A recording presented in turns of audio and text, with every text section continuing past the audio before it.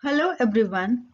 In this video, we'll talk about a very famous, interesting narrative poem, Sohrab and Rustam, written by Matthew Arnold. So, before talking about the poem in detail, let's have an introduction with the poet himself.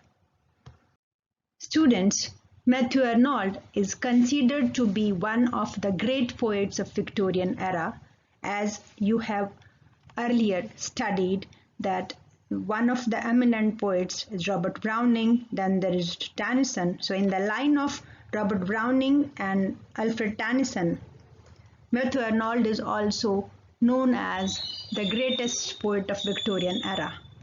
Students, Matthew Arnold was not a poet only, he was a versatile genius.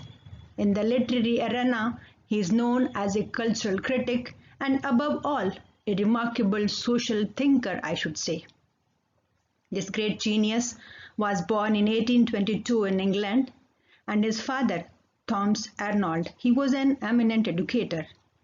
This academician was the headmaster of the famous Rugby School of England.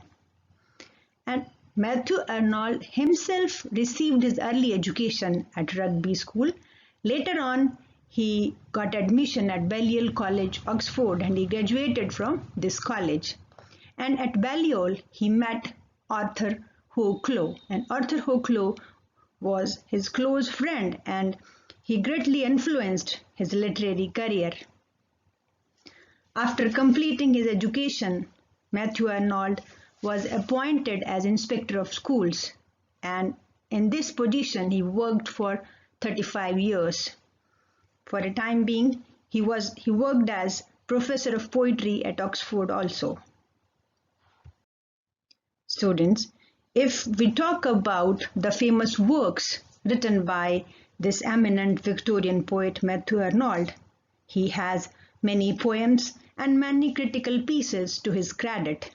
If we talk about the poems, the well-known 4 poems come into our mind. They are The Scholar Gypsy, then there is the lyric Dover Beach, then Thyrsis. Here I would like to mention that Thyrsis is considered to be one of the famous elegies written in English poetry, and this elegy is written on the death of his friend Arthur Hochlau, who was a great influence on his literary career. And not to mention another important poem written by Matthew Arnold is Sohrab and Rustam. It's a long narrative poem, and an extract from this very poem is prescribed in your syllabus, and we will study that extract in detail. And when we talk about the literary criticism by Matthew Arnold, the 2 texts come into just grab our attention, we can say. They are, one is Study of Poetry, where he has discussed in detail about the nature and scope of poetry, and then being a social critic, he has given his views on the contemporary society in his well-known text Culture and Anarchy. So these are the notable works by Matthew Arnold. As we are to study his poem, so let's have a look at the salient features of Matthew Arnold's poetry. Students, in his work, The Study of Poetry, Matthew Arnold just made a comment that poetry is the criticism of life, and all of his poems are just bear witness to this very dictum, that how poetry is truly the criticism of life.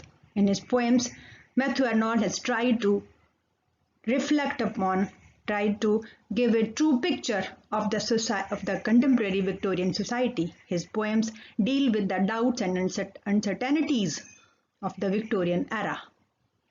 Secondly, in his poems, we feel that he is concerned about the compatibility between man and nature. And if we talk about in brief about the style and the content of Matthew Arnold's poetry, we can say that his poetry is known for high seriousness and grand style. It can be described in one phrase that there is sublimity in thought and nobility in expression in Matthew Arnold's poetry. Students, As far as the poem Sohrab and Rustam, an episode is concerned, an extract from this poem is you are supposed to study in your syllabus, and this long narrative poem was published in 1853, and the title of the poem is Sohrab and Rustam, an episode. And this poem is based on an episode from the famous epic Shahnameh, written by the Persian poet Firdausi. This poem, as I have told you, it's a long narrative poem, and this poem narrates an episode from the lives of two brave soldiers. One is Rustam. He was a chief in Persian army, and his son Sohrab. In our further videos, we will try to explain and interpret the extract of the text from this very poem. But here I would like to just introduce you people with the story of Sohrab and Rustam in brief. Students, Sohrab is the son of Rustam. And who was Rustam? Rustam was a famous brave soldier. He was chief in Persian army, and his wife was Teminan.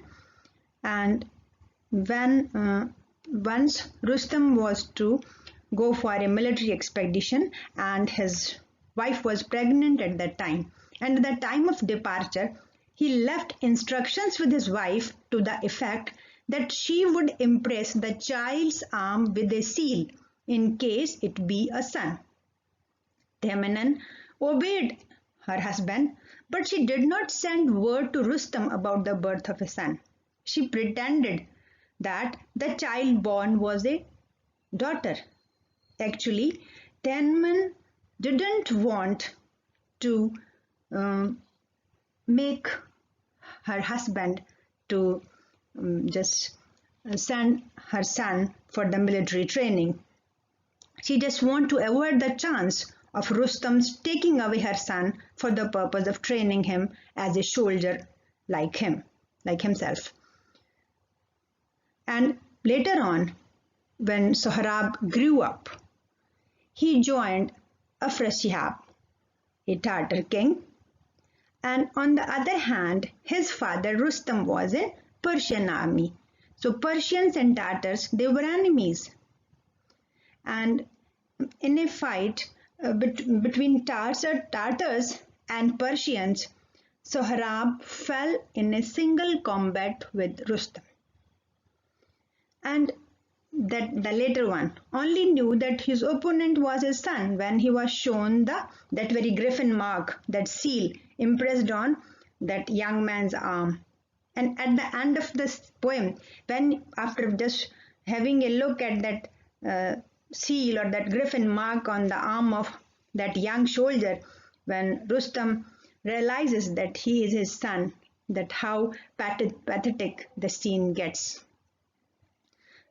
Because actually what happens that in that fight, in that one-to-one combat, what happens that Rustam kills his son Sohrab. So at the end of the poem, we see the pathetic scene where Sohrab killed by Rustam, his own father, and Rustam is sitting by the Sohrab's side. And this is the very episode which is portrayed in the extract which is prescribed there in your syllabus.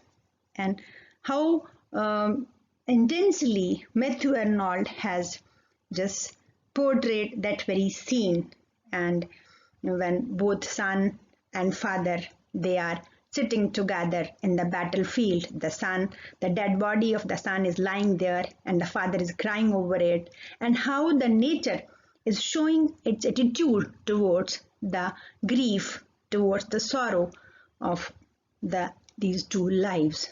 That is the concern of the extract. We will talk about this very extract. We will try to interpret and explain that extract in our further videos. Thank you.